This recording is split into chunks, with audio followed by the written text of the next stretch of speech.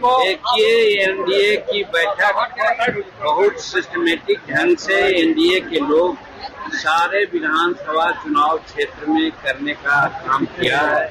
लगभग 95% विधानसभा चुनाव में इसकी बैठक हो चुकी है। उसी क्रम में आज इमामगंज में भी था। यहाँ पर एनडीए के सभी जिला अध्यक्ष और बाहर से शाहनवाज हुसैन साहब, डॉक्टर प्रेम कुमार जी, पी चंदेश्वर प्रसाद चंद्रवंशी जी, पी श्याम रजक जी इत्यादि बड़े बड़े नेता बाहर से आए। सब अपनी अपनी बातें कही और सब लोगों ने ये कहा कि एनडीए को वोट दीजिए। एनडीए की जरूरत है आज बिहार में। डबल इंजन की सरकार जो नीतीश कुमार की सरकार और नरेंद्र मोदी जी के नेतृत्व में चल रही है, बहुत अच्छा काम कर रही है।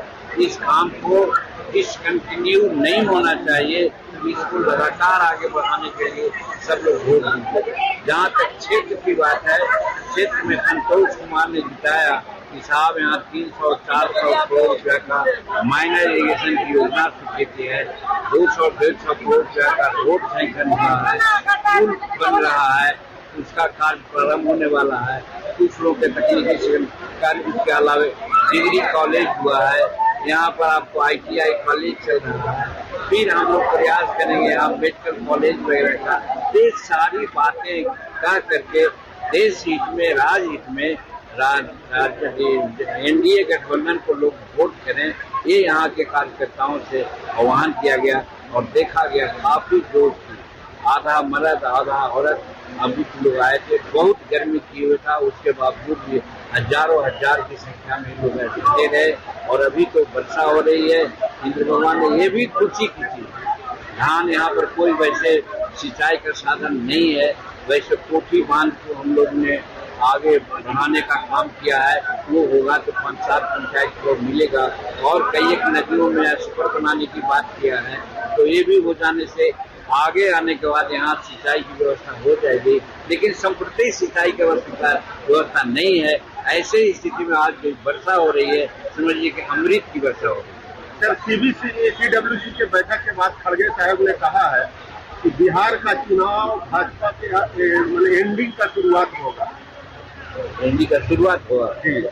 हाँ, तो वो दिन में बोल रहे हैं ना, दिन में स्वप्न जो देखा जाता है, जीवा स्वप्न, उसका कोई महत्व नहीं होता। गाल बजाना एक अलग चीज है और जो पटकाया हुआ रहता है जवान बार बार यही कहता है कि अबर पटक देंगे, अबर पटक देंगे। इसी सिलसिले में वो बोलते हैं। उनका कोई जनाधार नहीं है, कोई उनका काम ऐसा नहीं है जो पहले किए हैं जो बता सकते हैं। तो जिस गठबंधन में है उनका राज को जंगल राज कहा जा रहा था। आज जमीनों पर जो नीतीश कुमार जी ने पर्चा बांटा है, चाहे भूटान का बांटा हो, चिली का बांटा हो, बिहार सरकार का बांटा हो, बाकी जमीन का बांटा हो, उसमें 70-80% पर राजद कार्यकर्ताओं का कब्जा है। इसलिए सब लोग जो गरीब शेड्यूल कास्ट और पिछड़ा है, कोई उनको वोट नहीं देने जा रहा है। सब नरेंद्र मोदी जी के वाह नीति पर, आर्थिक नीति पर और विज्ञान में जो आज चंद्रमा पर जाने का काम किया, अंतरिक्ष में भेज करके लोगों को ये किया है। चौतरफा विकास भारत सरकार नरेंद्र मोदी जी के नेतृत्व में कर रही है। और उसी प्रकार से बिहार में नीतीश कुमार के नेतृत्व में सारा विकास का काम हो रहा है। तो बिहार की जनता पर पूरा विश्वास है। कोई भी बरगलाव से झूठी बात करता है। आप देखिए ना, फार्म भरवा रहा है 200 रुपया लेकर के कि चुनाव के बाद तुमको 2 लाख रुपया मिलेगा। इस तरह से झूठी बात बोल करके उस सरकार में और सत्ता में आने वाला है। सर, मन से आप बोल रहे थे कि 15 सीट कम से कम हम पार्टी जीतेगा।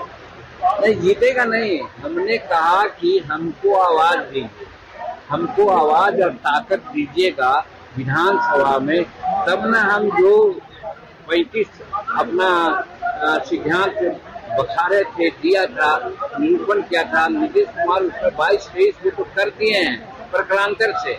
लेकिन बहुत सा काम होना बाकी है। अगर हमको 20-25 सीट विधानसभा में आ जाता है तो हम इस आवाज को मुस्तैद से करेंगे ताकि हर आदमी को 1 एकड़ जमीन ऐसा मिले जो भूमिहीन है। क्योंकि यहाँ 16 लाख एकड़ जमीन है और 12-13 लाख भूमिहीन है। तो उसको बांटने की जरूरत है। अगर बांटा जाएगा और ये लोग नहीं कर रहे हैं, हमको अगर विधानसभा में आवाज मिलेगी, 20-25 सीट मिल के जाएंगे तो इसको लड़ करके करवाएंगे। हर गरीबों को एक एकड़ जमीन हम लोग दिलाएंगे। ये महीने गर्मियों की छुट्टी होने वाली थी, मेरे पापा आने वाले थे, तो हम लोग सभी खुश थे। तो मैं बेड पे चढ़ के डांस कर रहे थे, डांस कर रहा था, लेकिन वो पहले ही आ गए। फ्रीज। तो मैं उस समय तो कंटिन्यू नहीं कर सकता था ना, तो फ्रीज फ्रेम टाइप का हो गया। कसम पैदा कर